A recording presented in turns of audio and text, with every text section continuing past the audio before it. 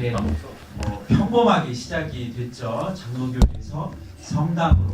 그리고 세례 받았을 때 그 세례식 당일에 저희 생일인 세례자 요한에서 바울로 하고 싶다고 해서 이렇게 했습니다. 근데 저희 본당이 특별하게 저희 본당에서는 그 당시에 살레시오 수녀님들이 계셨어요. 살레시오 수녀님들이 계셨고 지금 그분들이 어떤 수녀님은 그 당시에 첫 서원을 하시고 오셔가지고 지금은 할머니가 되셔가지고 또 어느 공동체에 계신 분도 계셨습니다. 이 살레시오 수녀님과의 만남은 저에게 있어서 아주 특별함을 체험을 이렇게 했습니다. 살레시오 수녀님 가까이 계시다는 것 당연히 어떤 이야기를 많이 들을까요? 당연히 자연스럽게 수녀님들로부터 돈보스코의 이야기를 들었습니다. 돈보스코의 이야기. 그리고 수녀님들께서 어디 성지순례를 갔다 오시면 저에게 돈보스코 메달을 하나씩 주셨어요. 그리고 그 도우미신 마리아 그 메달을 또 하나씩 주셨어요. 바오로 선물이야라고 초등학교 이제 세례 받은 다음부터 4학년, 5학년, 6학년, 7학년까지 계속 주셨습니다. 그리고 수녀님들께서 또 책을 주셨어요. 요하나 머라니라는 돈보스코의 책, 그리고 돈보스코의 손수건, 그리고 수녀님들께서 수녀원을 그렇게 출입을 사실 신부님들도 살레시오 수녀님들이 잘 초대를 안 하는데 그 당시에 유독 저에게 자주 수녀원을 이렇게 초대를 하셨어요. 그래서 수녀원에서 라면도 끓여주시고 수녀님들과 월요일에 수녀님들 쉬는 날에 가서 밥도 먹고 이렇게 했던 기억들이 있습니다. 그래서 저의 돈보스코의 이야기는 바로 살레시오 수녀님들, 저의 못자리인 그 본당에서 이루어졌습니다. 이렇게 이루어졌고 자연스럽게 이제 정림동으로 지금 유현석 신부님께서 원장님으로 계신 수련자 수녀님들이 계신 정림동으로 성소 모임을 중학교 1학년 때부터 초대를 해주셨습니다. 토요일 날에 항상 갔었던 것 같아요. 토요일 날에 이번에 사제서품 대신 사제서품을 받으신 김영기 신부님과 김영기 신부님과 함께 했었고, 그 다음에 고동균이라는 그 형님, 대전 옥계동 출신의 형님, 여러분들한테 형님이라고 하면 잘 모르죠. 이런 사람들과 거기 정림동에 갔었는데 가면 저희가 항상 뭐를 했었냐면 어떤 운동을 했을까요? 그 당시에는 무조건 농구를 했었던 기억이 있어요. 3대3 농구. 그때 드라마 혹시 여러분들 마지막 승부 아세요? 몰라요. 처음부터 내 것은 없는 거야. 그 노래 주제가 딱 노래가 나오는 그 3점 슛쫙 쓰면은 이제 딱 들어가는 농구 드라마가 있었는데 아주 유행도 했었고, 어디 가든 간에 농구공 하나만 있으면 동네에서 쉽게 한 게임 할 수 있을까요? 라고 이렇게 했었는데, 마찬가지로 성소 모임을 갔던 정림동에서도 이렇게 수사님들과 농구를 했어요. 근데 수사님들이 그 당시에 보니까 엄청 잘하시는 거예요. 엄청. 저는 완전 프로 NBA 농구를 보는 듯 했어요. 수사님들이 이렇게 성소 모임 토요일 날에 쫙 올라가면 정림동 아래에서 그 일을 하고 계셨고요. 이렇게 정말 추리닝에 되게 힘들게 되게 일을 하고 계셨고, 성수 담당 하시는 분만 반갑게 이때다 해가지고 저희를 이렇게 맞이하시면서 음료수를 이렇게 식당에 가서 주셨고, 그 다음에 이제 농구하자라고 해서 작업을 멈추고 수사님들이, 그래서 작업을 멈추게 했던 성소 모임을 그때 수사님들이 되게 좋아하셨던, 지금 돌이켜보면 그래서 농구를 아주 재밌게 했었다. 그리고 가장 좋았던 거는 살레시오 집에 갔는데 맛있는 걸 많이 줬어요. 초코파이를 줬고, 그 당시에 이제 성서 모임 주일 일요일 점심에는 그 옆에 돈보스코의 집에서 항상 점심에 그 뭐 테이블이 아니라 낮은 의자에 낮은 의자도 아니죠. 그냥 이렇게 깔아놓는 거에 라면을 직접 끓여 먹었어요. 아이들과 수사님 섞어가지고. 근데 같이 친구들과 수사님과 이렇게 라면을 끓여 먹는 그런 분위기라고나 해야 될까요? 따뜻한 분위기. 수사님, 우리 친구들이 수사님께 그렇게 장난치는 모습. 저는 한 달에 한 번 오니까 어색하게 딱 있는데 친구들과 수사님들이 이렇게 너무나 편안하게, 그리고 우리 친구들이 누워가지고 TV를 보는 모습, 집 같은 모습, 그리고 수사님과 친구들이 정림동 그 집에서 따뜻하게 누워서 TV 보고 장난치는 그 모습, 그것들이 자연스럽게 스며든 것 같아요. 스며들었다. 이 워딩이 좀 기억하시면 좋을 것 같습니다. 그래요. 그러면서 이제 시험을 봤습니다. 시험을 봤어요. 고3 때 이제 살레시오를 가려고 시험을 봤어요. 수능 시험을 봤는데 제가 공부를 너무 못해가지고 첫 번째 떨어졌어요. 첫 번째 첫 번째. 그러면 뒤에는 몇 번째 있어요? 두 번째. 두 번째 탈락. 너무 슬프죠. 예, 너무 부끄럽기도 하고, 저보다 아마 어머님이 더 부끄러워하셨을 것 같아요. 왜냐하면 본당에 아시잖아요. 본당에 성소자, 뭐 살레시오 입회, 막 이렇게 소문도 다 났는데 딱 저보다 얼마나 부모님께서 부끄러우시고 아프셨을까, 그 당시에 생각을 해보면 그렇습니다. 두 번만 떨어졌을까요? 네. 한 번 더 떨어지지 않나요? 예, 세 번째 들어갔네요. 예, 세 번째 들어갔습니다. 세 번째 들어갔습니다. 세 번째 저는 들어갔어요. 세 번째. 그 첫 번째 떨어지고 두 번째 아니다. 첫 번째 떨어진 다음에 1년간 대림동이라는 그 살레시오 청소년 센터에서 99년도에 학원을 다니면서 재수를 하겠다고 수도원에 들어왔었어요. 그 당시. 그래서 노량진에 있는 제1학원에 1년 동안 이제 미사하고 이렇게 학원을 갔다가 이제 돌아오고 수능 공부를 마치고 돌아오고요.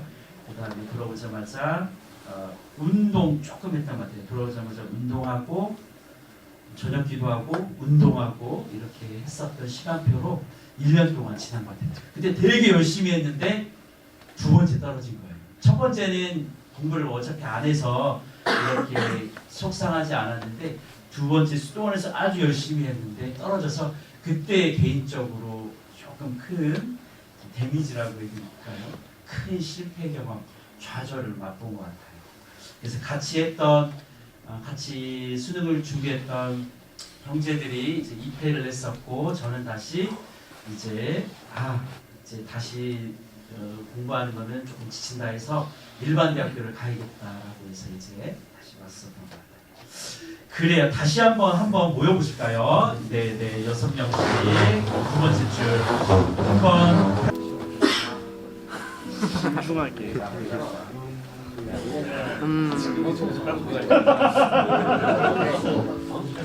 이게 저희 엄마가 옛날에 게임을 아예 못하겠거든요. 그냥 일제 아무것도 못하겠어요. 그래가지고 제가 유일하게 전자기를 볼 수 있는 게 딱 이제 6시 되면은 딱 본의 아니를 볼 수 있어요.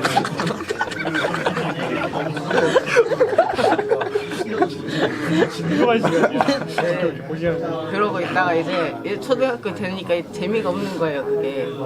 그래서 이제 볼 게 없었어요. 그러다 이제 딱 그때 코로나가 딱 터진 거예요. 그러면 이제 온라인 수업을 해야 되니까 엄마가 딱 컴퓨터를 딱 좋은 거를 사줬어요. 이제 컴퓨터가 생겨가지고 이제 막 하고 싶은 걸 할 수 있잖아요. 그래서 이제 딱 온라인 수업 때 로블록스를 열심히 했단 말이에요.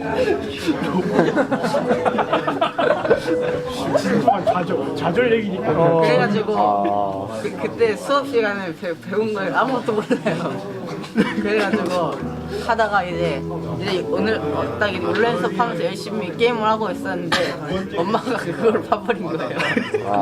그래가지고 엄마가 이제 원래 게임을 못하게 했는데 수업 시간에 하고 있으니까 엄청 혼냈어요. 이제 그러고 나서 한 번만 봐주겠다고 했는데 그걸 제가 계속 한 거예요. 그래가지고 이제 엄마가 이제 안 되겠다 하고 딱 이제 저한테 게임을 몰래 했으니까 반성하면서 성경을 쓰라고 했어요. 그래가지고 그래 너무 싫어가지고 이제 몰래 게임을 이제 그 성경을 쓰고 나서 게임을 안 하다가 다시 하죠. 그래서 느낄 수 있지 않았을까 하는 생각이 많이 들어서 이상입니다.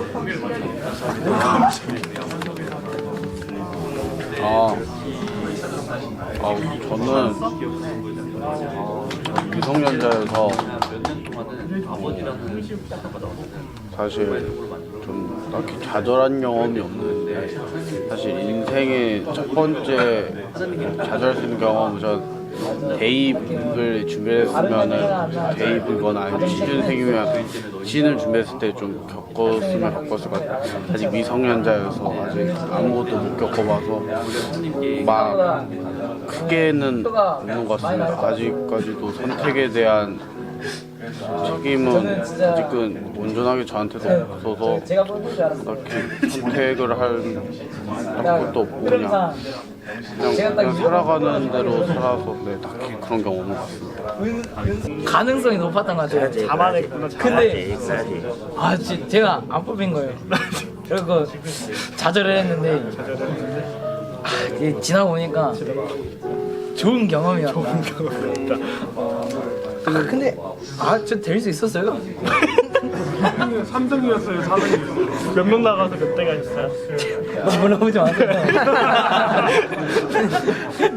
좀 마음이 아프거든요. 불쌍한 청년. 극복하셨다고 하시지 않았어요? 극복은 가능했지만 극복은 가능했지만 다시 하면 상기하면 좀 화납니다. 하나 네, 아쉽네요.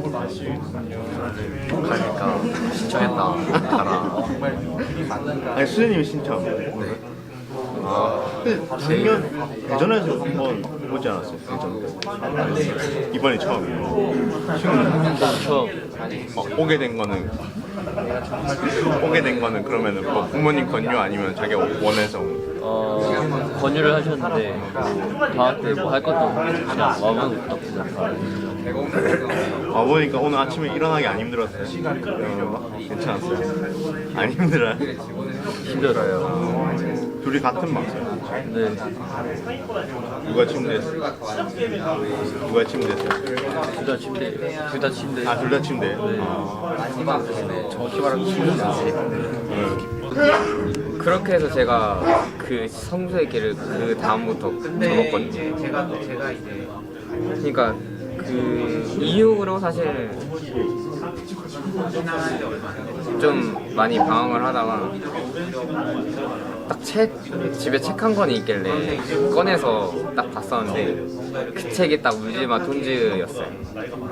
그래서 그때부터 이세석 신부님을 알게 되었고 그때부터 꾸었던 꿈이 저는 해외 나가서 무료로 나의 그 사람들을 치료해주고 싶다 라는 꿈을 갖게 되었고 그게 계속 이어져 오다가 사실 계속 대학교 1학년 20살, 21살까지는 이렇게 마음의 씨가 있었는데 이게 어느 순간부터 점점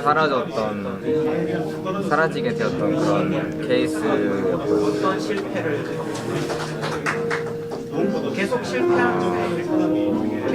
하나님이 계신가에 대한 고민을 사실 지금도 항상 하고 있는 생각인데 그런 이유 중에 하나가 가끔씩 이제